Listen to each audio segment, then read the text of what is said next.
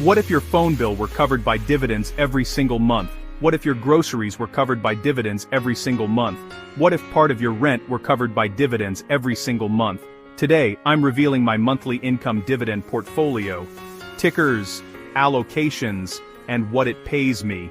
I built this to target $1,000 a month in dividend income, not in some distant future, this year. Here's how I do it without chasing junk yields or complicating my life. First, the philosophy. I want 3 things: dependable cash flow, diversified risk, and growth that outpaces inflation. To get that, I split the portfolio into 3 buckets: core ETFs, 45%, SCHD, 25%, quality dividend growth, low fee, broad coverage, VYM, 15%, high dividend exposure with stability, JEPI, 5%, option overlay for income, but I cap it to manage risk, blue chip dividend growers, 30%, JNJ, 5%, healthcare staple, PEP, 5%, defensive consumer cash flow, MSFT, 5%, low yield, high growth, TXN, 5%, semi-giant with dividend discipline, HD, 5%, retail, cash, machine, MCD, 5%, global pricing power, monthly payers, 15%, O, 7%, realty income, monthly rent checks, literally, STAG, 4%, industrial logistics, Maine, 4% BDC,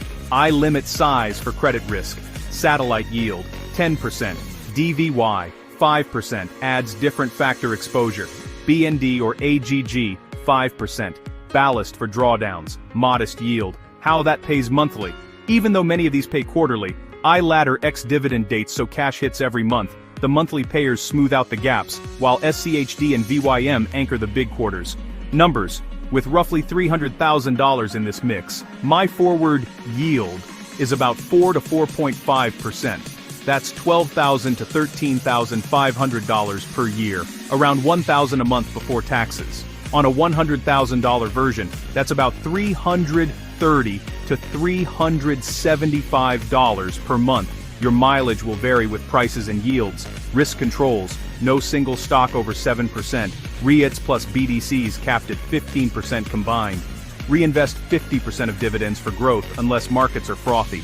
Then I hold cash to buy dips. Annual rebalance back to targets. Taxes: I keep the higher yield ordinary income stuff, JEPI, Maine, some REITs, in tax-advantaged accounts when possible. Qualified dividends and long-term holdings get priority in taxable accounts. Always check your local tax rules. What I avoid: ultra-high yields with declining cash flow, complex covered call funds without understanding their mechanics, and concentrated bets on a single sector. Reveal: the secret isn't a magic ticker, it's consistency. Own quality, diversify cash sources, and let time compound. Dividends give me options: cover bills, reinvest, or sit on cash when markets get weird. If this helped, tap like so more people see it. Drop your monthly dividend target in the comments, and I'll reply with a sample allocation for your number. Subscribe for the full spreadsheet and my quarterly dividend update. Winners, losers, and what I'm buying next. See you in the next one.